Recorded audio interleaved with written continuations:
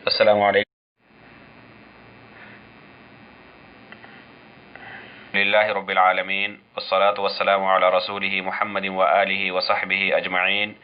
اشہد ان لا الہ الا اللہ وحدہ لا شریک لہ واشہد ان محمدا عبدہ ورسولہ اما بعد۔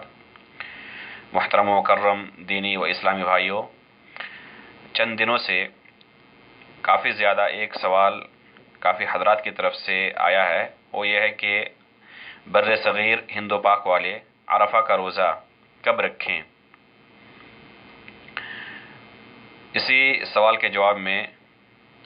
چند باتیں آپ کی خدمت میں پیش کرنا چاہتا ہوں۔ اللہ کے نبی صلی اللہ علیہ وسلم فرماتے ہیں اس دن کے روزے کی فضیلت کو بیان کرتے ہوئے، صیام یوم عرفہ احتسب علی اللہ ان یکفر السنۃ التی قبلہ، صحیح مسلم کی روایت ہے۔ اس میں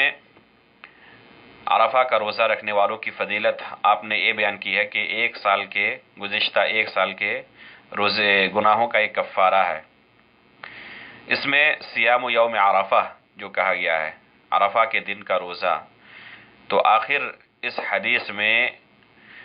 صیام یوم عرفہ سے مقصود کیا ہے؟ اس تعلق سے معاصرین علماء کے درمیان کافی اختلاف پایا جاتا ہے۔ بعض علماء اس بات کے قائل ہیں کہ حجاج کرام جس دن عرفہ میں قیام کریں، وقوف کریں، اس دن پوری دنیا کے لوگ اس روزے کو رکھیں، اور دوسرا قول یہ ہے کہ اپنی اپنی رویت کے اعتبار سے ہر ملک والے 9 ذی الحجہ کو یہ روزہ رکھیں۔ اس تعلق سے سلف کا موقف کیا رہا ہے؟ اگر آپ اسے دیکھیں گے تو 2 طرح کے اقوال آپ کو رویت ہلال کے تعلق سے، اتحاد مطلع اور اختلاف مطلع کے تعلق سے ملیں گے۔ بعض علماء پوری دنیا میں اتحاد مطلع کے قائل ہیں اور بعض علماء اختلاف مطلع کے۔ جو لوگ اتحاد یا اختلاف کی بات کرتے ہیں سلف میں سے، وہ کسی مہینے کی الگ سے تخصیص نہیں کرتے، بلکہ سال کے 12 مہینے کے اندر یہ بات کرتے ہیں، یعنی ان کی بات مطلق ہوتی ہیں، کسی خاص مہینے کے تعلق سے نہیں، بلکہ وہ کہتے ہیں اتحاد ہو یا اختلاف ہو، یعنی سال کے 12 مہینوں کے اندر ہی مطلق باتیں کرتے ہیں۔ تو عمومی طور پر 2 موقف پایا جاتا ہے، لیکن خصوصی طور پر ذی الحجہ کے تعلق سے اگر آپ تلاش کریں تو آپ یہ پائیں گے کہ جو علماء اتحاد مطلع کی بات کرتے ہیں، ان میں سے بعض لوگوں کا یہ کہنا ہے، جیسے کہ ابن عابدین رحمہ اللہ نے اس بات کی طرف اشارہ کیا ہے کہ ہمارے بعض مشائخ اور بعض علماء ذی الحجہ مہینے میں خصوصی طور پر اختلاف کو معتبر سمجھتے تھے۔ دوسرے مہینوں کے تعلق سے اختلاف نہیں تھا ان کے درمیان، یعنی جو اتحاد مطلع کی بات کرتے ہیں، لیکن ذی الحجہ مہینے کے اندر اختلاف کو معتبر سمجھتے تھے۔ اس کے برخلاف جو لوگ اختلاف مطلع کے قائل ہیں، ان میں سے کسی کا بھی قول ذی الحجہ مہینے میں کوئی الگ نہیں ملتا، تو تخصیص کے ساتھ ذی الحجہ مہینے کے اندر عرفہ کا روزہ کب رکھا جائے، سلف سے اس بارے میں کوئی واضح طور پر یہ نہیں ملتا کہ وقوف عرفہ جس دن ہو حجاج کرام کا، اسی دن یہ روزہ رکھا جائے۔ البتہ اس کے برخلاف جو لوگ اتحاد مطلع کے قائل ہیں، وہ بھی اختلاف کو معتبر سمجھتے ہیں۔ اس لیے راجح یہ معلوم ہوتا ہے اس مسئلے میں، اور اس کے کئی اسباب ہیں جس کو میں انشاءاللہ ایک کے بعد دیگر ذکر کروں گا۔ اس مسئلے میں راجح یہ معلوم ہوتا ہے کہ جو لوگ اس بات کے قائل ہیں کہ پوری دنیا میں اپنے اپنے تاریخ کے اعتبار سے، اپنی اپنی رویت کے اعتبار سے، اپنی اپنی تاریخ کے اعتبار سے جس دن 9 ذی الحجہ ہو اس دن اس روزے کو رکھیں، یہی زیادہ سنت سے قریب اور اقرب الی الصواب معلوم ہوتا ہے۔ اس کے کئی اسباب ہیں، گرچہ اس مسئلے میں جیسے کہ میں نے شروع میں کہا کہ معاصرین علماء کے درمیان کافی اختلاف ہے، اور شیخ ابن باز رحمہ اللہ کا فتویٰ مشہور ہے کہ وہ وقوف عرفہ کے اعتبار کرتے ہیں۔ دار الافتاء المصریہ کا بھی یہی فتویٰ رہا ہے، اور دکتر حسام الدین عفانہ اور سلیمان بن عبداللہ الماجد حفظہم اللہ کا یہی فتویٰ رہا ہے۔ اور دوسرا موقف یہ ہے کہ 9 ذی الحجہ کو یہ روزہ رکھا جائے اپنی اپنی رویت کے اعتبار سے، جیسے کہ المجلس الاوروبی للافتاء اور مرکز الفتویٰ کا یہ فتویٰ آیا تھا، اور شیخ ابن عثیمین، شیخ عبداللہ ابن جبرین، اور دکتر ہانی بن عبداللہ الجبیر، دکتر احمد الحجی الکردی، اور استاد دکتر خالد بن علی المشیقیح، یہ تمام مشائخ ہیں جنہوں نے یہ فتویٰ دیا ہے کہ 9 ذی الحجہ کو یہ روزہ رکھا جائے اپنی اپنی رویت کے اعتبار سے۔ ابھی ایک رسالہ آیا ہے ہمارے ایک محترم ساتھی کا، دکتر عبد الرافع بن محمود عالم العمری حفظہ اللہ کا، بلوغ البغیہ فی تحدید یوم عرفہ عند اختلاف الرؤیہ۔ اس رسالے میں شیخ نے بہترین انداز میں اسے ثابت کیا ہے کہ 9 ذی الحجہ کو ہی اپنی اپنی رویت کے اعتبار سے اس روزے کو رکھا جائے، اور اس رسالے سے کافی مجھے فائدہ بھی ملا ہے، اور بہت سارے اقوال کی توثیق بھی اس شیخ کی کتاب سے مجھے کرنے میں کافی مدد ملی ہے۔ اللہ انہیں جزائے خیر دے اور اس کتاب کو نفع بخش بنائے۔ تو معاصرین علماء کے درمیان اس بارے میں اختلاف ہے کہ حدیث کے اندر جو صیام یوم عرفہ کہا گیا ہے، اس سے مقصود کیا ہے؟ اس سے مقصود کیا ہے؟ بعض علماء کہتے ہیں وقوف عرفہ مقصود ہے، اور بعض علماء کہتے ہیں کہ یوم عرفہ سے مراد 9 ذی الحجہ ہے۔ اور میں نے کہا جیسے کہ راجح یہی معلوم ہوتا ہے کہ 9 ذی الحجہ ہی کو یہ روزہ رکھا جائے اپنی اپنی رویت کے اعتبار سے۔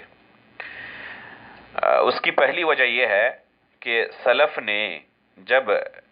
اس حدیث کی شرح کی یا یوم عرفہ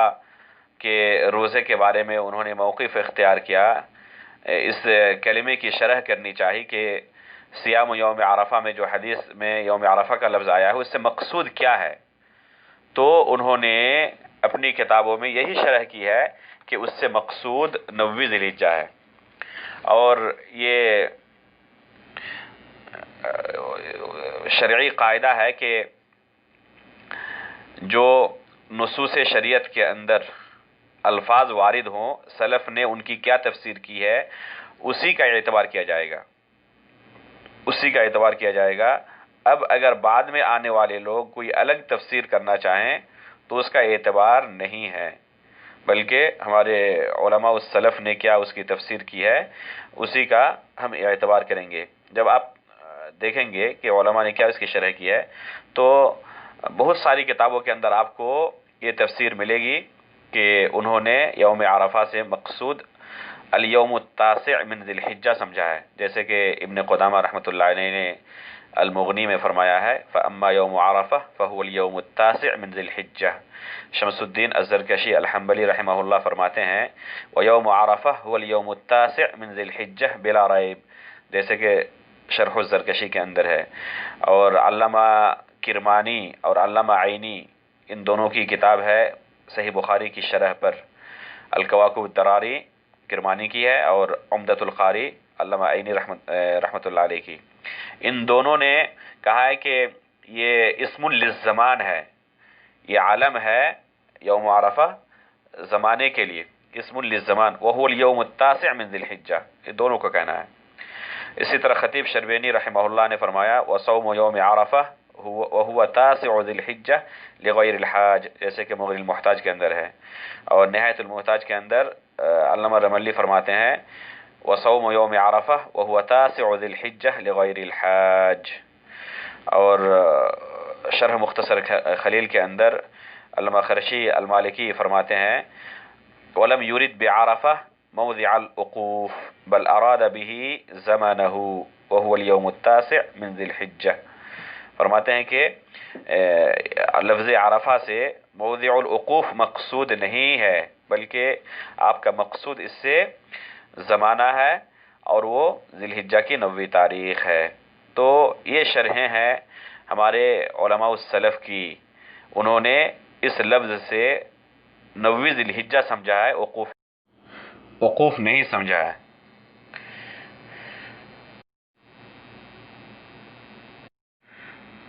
ترجیح کا دوسرا سبب یہ ہے کہ شریعت کے نصوص کو استقراء کریں، پتہ چلے گا کہ شریعت جب کسی حکم کو کسی سبب کے ساتھ معلق کرتی ہے تو ظاہری اسباب کے ساتھ، نہ کہ خفی اسباب کے ساتھ، اور اس کی بے شمار مثالیں آپ کو ملیں گی، جیسے کہ اللہ تعالیٰ کا فرمان ہے اقم الصلاۃ لدلوک الشمس الی غسق اللیل، تو دلوک شمس اور غسق اللیل ظاہری سبب ہے ہر ایک کے لیے، کسی کے لیے ظاہر ہو اور کسی کے لیے مخفی ہو ایسا نہیں ہے۔ اسی طرح حدیث کے اندر آپ صلی اللہ علیہ وسلم فرماتے ہیں اذا اقبل اللیل من ها هنا وادبر النهار من ها هنا وغربت الشمس فقد افطر الصائم، تو غروب شمس یہ واضح چیز ہے ہر ایک کے لیے، ظاہری سبب ہے ہر ایک کے لیے، تو جب غروب شمس ہو تب افطار کریں، یہاں تک کہ حدیث میں آیا ہے فَإِنْ غُمَّ عَلَيْكُمْ فَأَكْمِلُوا الْعِدَّةَ 30 لا تصوموا حتى تروا الهلال ولا تفطروا حتى تروه فإن غم عليكم فأكملوا العدة 30، تو آپ نے فرمایا کہ اگر ای ہو جائے، بدلی ہو جائے اور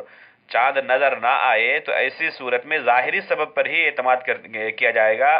مخفی اسباب پر نہیں، اور اس کو مہینے کو 30 پورا کیا جائے گا، اس کے بعد ہی نیا مہینہ شروع ہوگا۔ تو یہ شریعت کا عام مزاج رہا ہے کہ ظاہری اسباب کے ساتھ احکام کو معلق کیا جاتا ہے، مخفی اسباب کے ساتھ نہیں، تاکہ ہر ایک کے لیے عمل کرنا آسان ہو، اور اس حدیث سے بھی یہی معنی ظاہر ہوتا ہے۔ جب آپ صلی اللہ علیہ وسلم فرمایا صیام یوم عرفہ، تو لوگوں نے بھی یہی سمجھا، صحابہ اکرام نے اور تابعین اعظام نے اور بعد میں آنے والے علماء نے یہی سمجھا، ہر دور کے ہر جگہ کے علماء نے، کہ اس سے مقصود 90 ذی الحجہ ہے۔ اسی وجہ سے کسی بھی روایت کے اندر اس کا ادنا سا بھی، یا تاریخ کی کتابوں کے اندر ادنا سا اشارہ نہیں ملتا کہ وہ لوگ کوشش کرتے تھے، دور دراز کے علاقے کے لوگ، کہ حجاج کرام عرفہ میں کس دن وقوف کرتے ہیں، اس کو پتہ کرنے کے بارے میں ذرہ برابر وہ کوشش نہیں کرتے تھے، یا ذی الحجہ کا چاند نظر آیا نہیں آیا مکے کے اندر، اس کی وہ کوشش ذرہ برابر نہیں کرتے تھے، کیونکہ ان کے نزدیک یہ معہود تھا کہ اس سے مقصود 90 ذی الحجہ اپنی رویت کے اعتبار سے ہے، مکے والوں کی رویت کے اعتبار سے نہیں، اپنی رویت کے اعتبار سے، اسی لیے انہوں نے اس ظاہری سبب پر اعتماد کرتے ہوئے ہی روزہ رکھا ہے۔ اور اس کی تاریخ کی کتابوں کے اندر کئی مثالیں آپ کو مل جائیں گی، جیسے حافظ ابن حجر کی انباء الغمر کے اندر، انباء الغمر بابناء العمر، اس کتاب کے اندر آپ کو کچھ قصے ایسے ملیں گے جن میں آپ کو پتہ چلے گا کہ وقوف عرفہ کسی دن تھا، اور پھر دوسرے ملکوں کے اندر، دوسرے شہروں میں لوگوں نے عرفہ کا روزہ کسی دوسرا ہی دن رکھا تھا۔ تو اس طرح تاریخ کے اندر بھی اس کے آپ کو کافی شواہد مل جائیں گے کہ پرانے زمانے سے وقوف عرفہ کا لوگوں نے اعتبار نہیں کیا ہے، وقوف عرفہ کسی دن ہوا تھا، اور دوسرے ملکوں کے اندر لوگ کسی دوسرے دن ہی روزہ رکھے ہوئے تھے، کیونکہ وہ ظاہری سبب پر اعتماد کرتے تھے۔ اور اگر کہا جائے کہ وقوف عرفہ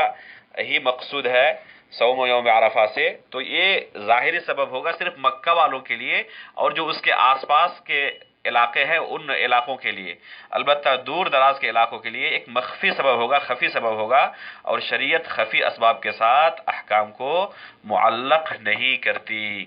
اس وجہ سے یہی راجح معلوم ہوتا ہے کہ اس سے مقصود 90 ذی الحجہ ہے، وقوف عرفہ مقصود نہیں ہے، حجاج کا وقوف مقصود نہیں ہے عرفہ کے میدان میں۔ اسی طرح شریعت کا عام ایک اصول ہے کہ صالحۃ لکل زمان و مکان، ہر زمانے اور ہر جگہ کے لیے شریعت پر عمل کرنا ممکن ہے، اور صالح ہے،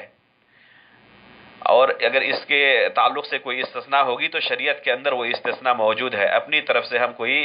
استثناء نہیں کر سکتے۔ اگر یہ کہا جائے کہ آج کے دور میں انٹرنیٹ کے آ جانے کی وجہ سے، میڈیا کے آ جانے کی وجہ سے دور دراز کے علاقوں میں خبر ممکن ہے، اس لیے پوری دنیا کے لوگ ایک ہی دن روزہ رکھیں، تو یہ مسلم ہے کہ تقریباً 50 سال پہلے، 60 سال پہلے یا 100 سال پہلے یہ چیزیں ممکن نہیں تھیں، اور 1400 سال سے پوری امت نے اسی طرح روزہ رکھا ہے۔ تو یہ لازمی طور پر کہا جائے گا کہ انہوں نے حقیقت میں جس دن روزہ ہونا چاہیے تھا، اللہ نے جس دن کے روزے کو مشروع قرار دیا تھا، اس دن انہوں نے روزہ نہیں رکھا ہے۔ پوری امت غلط عمل کر رہی تھی، آج ہی اس پر صحیح عمل ہو سکتا ہے، اور اب تک جو عمل ہوا ہے وہ غلط عمل ہوا ہے، اور ایسا شریعت کے مزاج کے بالکل مخالف ہے۔ اسی طرح وہ علاقے جہاں پر مکہ مکرمہ سے ایک دن پہلے چاند دیکھا جاتا ہے، ان کے لیے کیا کہا جائے گا؟ ان کے دن تو، ان کے یہاں تو اس دن عید ہوگا، ان کے یہاں وہ لوگ عید الاضحیٰ منائیں گے، عید کی وجہ سے وہ لوگ اس دن روزہ بالاجماع نہیں رکھ سکتے، اجماع ہے کہ عید کے دن روزہ رکھنا حرام ہے۔ تو بہت سارے ایسے علاقے جہاں پر چاند پہلے نظر آتا ہے اور عید پہلے ہوتی ہے، سعودیہ سے ایک دن پہلے، مکہ مکرمہ سے ایک دن پہلے، تو وہ اس روزے سے محروم رہ جائیں گے، اور یہ اللہ تعالیٰ کی جو سنت ہے اس کا چاند کے نکلنے اور ڈوبنے کا، تو آج نہیں ہے، بلکہ جس وقت اللہ کے نبی پر وحی نازل ہو رہی تھی اسی وقت سے یہ نظام دنیا کا اللہ رب العزت نے بنا رکھا ہے۔ تو اگر ایسی ہی بات ہوتی تو ضرور ان کے تعلق سے کوئی توجیہ آتی کہ وہ لوگ جو مکہ مکرمہ سے ایک دن پہلے چاند دیکھتے ہیں وہ اس روزے کو رکھیں یا نہ رکھیں۔ اور آپ پائیں گے کہ بہت سارے ایسے علاقے ہیں جہاں پر حقیقت میں مکہ مکرمہ سے ایک دن پہلے چاند نظر آتا ہے، اور وہ لوگ باضابطہ روزہ اور عید اپنی رویت کے حساب سے کرتے ہیں، اور سعودی عرب کی حکومت دوسرے ملک کی رویت کا اعتبار نہیں کرتی اور یہ اعلان نہیں کرتی، بلکہ اپنی رویت پر ہی اعتماد کرتے ہوئے یہ اعلان کرتی ہے۔ اس وجہ سے وہ لوگ محروم رہ جائیں گے۔ کافی زیادہ میں نے پہلے ہی سنا تھا کہ نائجیریا کے بعض علاقوں میں، یا نائجیریا میں اور اس کے بغل میں ایک اور ملک ہے نائجر، ان دونوں ملکوں میں سعودیہ سے ایک دن پہلے چاند نظر آتا ہے اور وہ لوگ روزہ بھی رکھتے ہیں، عید بھی کرتے ہیں۔ اس کی تاکید کے لیے گزشتہ کل 6 ذی الحجہ کو میں اپنے ایک نائجیری ساتھی کے پاس گیا جو کہ دراست علیا کا طالب ہے جامعہ اسلامیہ کے اندر۔ ان سے میں نے پوچھا ان کے ملک کے بارے میں کہ ہم لوگ یہ سنتے ہیں کہ وہاں پر ایک دن پہلے ہی وہ لوگ چاند دیکھتے ہیں اور روزہ بھی رکھتے ہیں، عید بھی کرتے ہیں، تو یہ خبر کہاں تک صحیح ہے؟ تو انہوں نے جو بتایا کہ رمضان مہینے کے اندر یہ کافی زیادہ ہو چکا ہے، یہ کبھی کبھار نہیں بلکہ کافی زیادہ یہ ہو چکا ہے کہ وہ لوگ اپنی رویت کے اعتبار سے ایک دن پہلے، یعنی چاند دیکھ کر ایک دن پہلے روزہ بھی رکھتے ہیں اور عید بھی کرتے ہیں۔ ایسا 1-2 مرتبہ نہیں بلکہ کئی مرتبہ اس کا ہو چکا ہے، اس کے مشاہدے انہوں نے کیے ہیں۔ تو ایسے ملکوں کے بارے میں جہاں پر سعودیہ سے ایک دن پہلے چاند نظر آتا ہو، وہ اس فضیلت سے محروم رہ جائیں گے، اور یہ شریعت کے مزاج کے خلاف ہے کہ کسی خاص خطے میں رہنے کی وجہ سے کوئی اس عظیم فضیلت سے محروم رہ جائے۔ اگر محروم ہی رہتے تو ضرور شریعت کی طرف سے اس بارے میں کوئی حکم ضرور موجود ہوتا، لیکن اس بارے میں کوئی بھی حکم اس بارے میں ملتا نہیں ہے۔ اس وجہ سے یہی کہا جائے گا کہ ہر ملک والے اپنی اپنی رویت کے اعتبار سے ہی اس روزے کو رکھیں، اور یہی زیادہ اقرب الی الصواب ہے۔ بلکہ جو آج انٹرنیٹ کا زمانہ ہے، میڈیا کا زمانہ ہے، آج بھی یہ ہو سکتا ہے کہ کسی ٹیکنیکل پرابلم کی وجہ سے بعض علاقے کے لوگوں کو خبر نہ ملے۔ اللہ رب العالمین ہماری آسانی کے لیے ان وسائل کو اللہ تعالیٰ نے مسخر کیا ہے، اور عین ممکن ہے کہ مستقبل میں بھی یہ چیزیں ختم ہو جائیں۔ ابھی کچھ ہی دنوں پہلے بہار، بنگال، آسام، اڑیسہ اور یو پی کے بعض علاقوں میں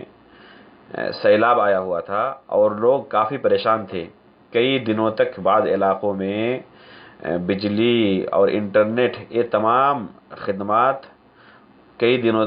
تک وہاں پر منقطع رہے، اور ان خدمات سے لوگ محروم رہے۔ اور آپ اگر تاریخ کو پڑھیں گے تو پائیں گے کہ تقریباً سن 2012 میں امریکہ جیسے ایک ترقی یافتہ ملک میں، ایک شہر میں، ایریزونا جس کا نام ہے، وہاں پر ایک طوفان آیا تھا، جس کی وجہ سے جتنے فضائی آلات تھے تمام کے تمام معطل ہو چکے تھے، کام کرنا بند کر دیے تھے، اور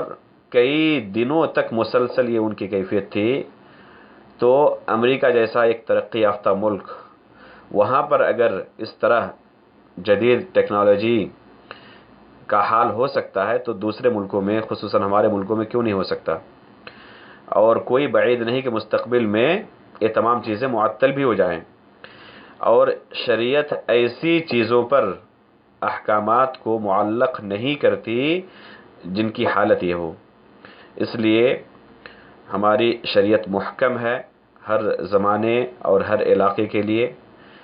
صالح للعمل ہے۔ اس لیے سلف کا جو موقف رہا ہے، انہوں نے جو تفسیر کی ہے، انہوں نے جس طرح عمل کیا ہے،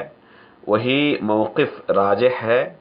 اور وہی حقیقت میں شریعت ہے جس پر 1400 سال سے عمل ہوا ہے، پوری امت نے عمل کیا ہے۔ اس لیے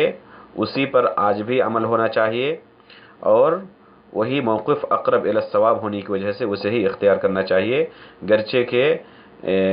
معاصرین میں اختلاف ہے، لیکن جیسے کہ میں نے شروع میں کہا، اور جیسے کہ دکتور عبدالرافع نے اپنی کتاب بلوغ البغیہ کے اندر اس کو ثابت کیا ہے کہ ابھی جو علماء کہتے ہیں کہ پوری دنیا میں وقوف عرفہ کے دن، وقوف عرفہ حجاج جس دن وقوف کرتے ہیں اس دن روزہ رکھا جائے، یہ قول حادث ہے، یہ قول حادث ہے۔ سلف میں یہ قول نہیں ملتا، بلکہ